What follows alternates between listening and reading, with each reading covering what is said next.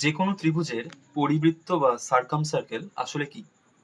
না, একটা ত্রিভুজের তিনটে বাহুর লম্ব সমদ্বিখণ্ডক আসলে সমবিন্দু হয়, একটাই বিন্দুতে মিলিত হয়। সেই বিন্দুকে কেন্দ্র করে এবং সেই বিন্দু থেকে ত্রিভুজের তিনটে শীর্ষবিন্দুর মধ্যে যে কোনো একটা শীর্ষবিন্দুর সংযোগকারী রেখাকে ব্যাসার্ধ ধরে যে বৃত্ত অঙ্কন করব, সেই বৃত্তটা ত্রিভুজের তিনটে বিন্দুর উপর দিয়ে যাবে। অর্থাৎ ঘুরিয়ে বললে, ত্রিভুজের তিনটে শীর্ষবিন্দুই সেই বৃত্তের পরিধির উপরিস্থ হবে।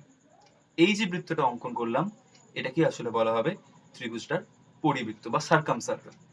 অর্থাৎ ওই যে বিন্দুটা প্রথমে পেয়েছিলাম, তিনটে লম্ব সমদ্বিখণ্ডক যেখানে মিলিত হয়েছিল, সেই বিন্দুটাই হচ্ছে ওই বৃত্তের কেন্দ্র, যাকে আমরা বলবো পরিকেন্দ্র বা সার্কাম সেন্টার। এবং সেই কেন্দ্র থেকে তিনটে শীর্ষবিন্দুর দূরত্বগুলো কিন্তু আসলে সমান।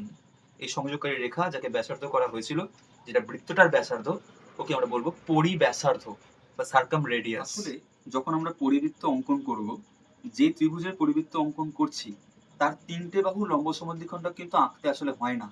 কেন? না, দুটো বাহুর লম্ব সমদ্বিখণ্ডক যে বিন্দুতে মিলিত হবে, তৃতীয় বাহুটির লম্ব সমদ্বিখণ্ডক তো সমবিন্দু হবে। অর্থাৎ আমরা সেই মিলিত বিন্দুটা ইতিমধ্যেই পেয়ে গেছি। এই দুটো বাহুর লম্ব সমদ্বিখণ্ডক এঁকে সেই মিলিত বিন্দুটাকে কিন্তু আমরা পরিকেন্দ্র ইতিমধ্যেই বলতে পারবো।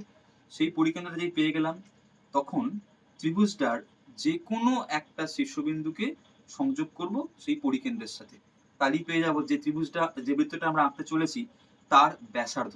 এবার ওই কেন্দ্রকে কেন্দ্র ধরে এবং কম্পাসটা তাতে স্থাপন করে এবং ওই দূরত্বটা নিয়ে, যেটা ব্যাসার্ধ, তাহলেই আমরা যে বৃত্তটা অঙ্কন করব সেটাই দেখব ত্রিভুজের তিনটে শীর্ষবিন্দুর উপর দিয়ে যাচ্ছে, এবং সেটাই কিন্তু আসলে পরিবৃত্ত। তাই দুটো বাহুর লম্ব সমদ্বিখণ্ডক কিন্তু এনাফ, তিনটে আঁকার প্রয়োজন পড়ে। সাধারণত সূক্ষ্মকোণী ত্রিভুজের ক্ষেত্রে পরিকেন্দ্রটা ত্রিভুজের ভিতরে অবস্থান করে। যেগুলো স্থূলকোণী ত্রিভুজ, তাদের ক্ষেত্রে পরিকেন্দ্রের অবস্থানটা হয় ত্রিভুজের বাইরে। এবং যেগুলো সমকোণী ত্রিভুজ, সেক্ষেত্রে পরিকেন্দ্রের অবস্থানটা হবে অতিভুজের উপর, এবং অতিভুজের কিন্তু সেটা মধ্যবিন্দু হবে। অর্থাৎ অতিভুজটাই হবে কিন্তু পরিকেন্দ্রের ব্যাস। ত্রিভুজ এবিসি প্রথমে অঙ্কন করা রয়েছে। আমাদের এবিসি ত্রিভুজ অঙ্কন করার জন্য যেটুকু দরকার সেটা দিয়ে দেবে, হয় তিনটে বাহুর মাপ, বা দুটো বাহু একটা কোণ, বা দুটো কোণ একটা বাহু, যেটা ইচ্ছে। ত্রিভুজটাকে এঁকে নেবো আমরা। এঁকে নেওয়ার পর যে কোনো দুটো বাহুর আমরা লম্ব সমদ্বিখণ্ডক অঙ্কন করব। আমরা এখন এবি আর বিসি এই দুটো বাহুর লম্ব সমদ্বিখণ্ডক আঁকছি। আঁকার নিয়ম কি? যদি এবি বাহুর আঁকি, তাহলে একটা বি পয়েন্টে একটা এবি সমান হোক, তার অর্ধেক হোক বা হাফের বেশি হোক, মাপ নিয়ে উপরে কাটবো, নিচে কাটবো, এবং একই মাপ, হাত সরালে হবে না, কম্পাস এতে বসিয়ে আবার উপরে কাটবো, নিচে কাটবো।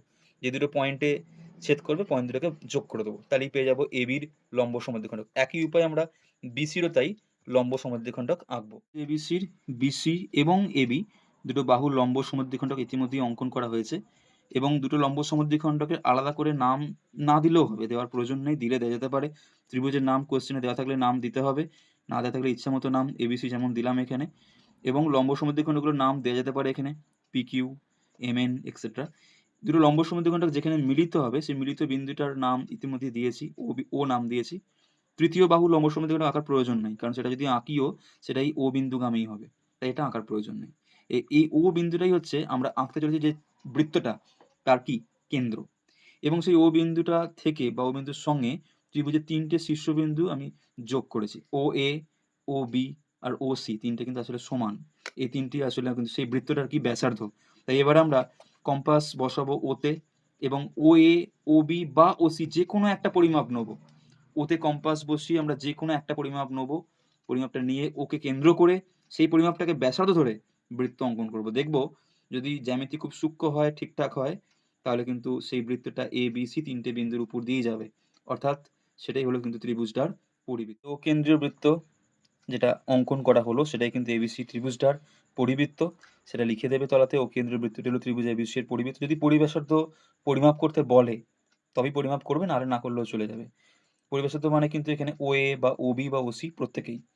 এবং যতই হোক পরিমাপ করে সেমিতে দেখবে 2 সেমি বা 3 সেমি বা 5 সেমি যাই হবে না কেন, বা 5.1, 3.5 ব্র্যাকেটে প্রায় কথাটা লিখে দিলে ভালো হয়। ঠিক আছে? কারণ সামান্য একটু এদিক ওদিক যদি হয়, পয়েন্ট সরে যায়, প্রায় পরিবৃত্ত নির্ভুলই হয় সূক্ষ্মভাবে করলে, এবং না মুছে বা মোটা পেন্সিলে না ব্যবহার করলে, তাহলে সূক্ষ্মভাবে করলে প্রায় নির্ভুল হয়। তাও ব্র্যাকেটে প্রায় লিখে দেওয়া উচিত।